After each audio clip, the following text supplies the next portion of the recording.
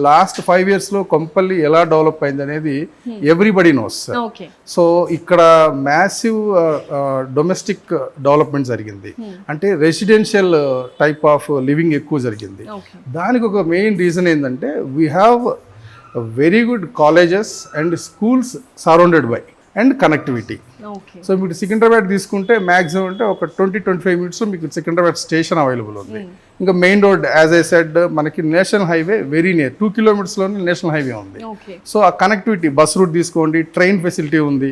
So along with we have very good support with hospitality also okay and semi commercial area.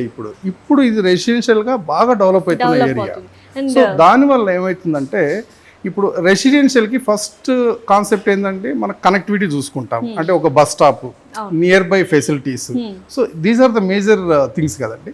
So ఆ point of వ్యూలో తీసుకుంటే ఇప్పుడు ఓఆర్ఆర్కి దగ్గరలో develop అవుతున్న area ఇదొక్కటే. yes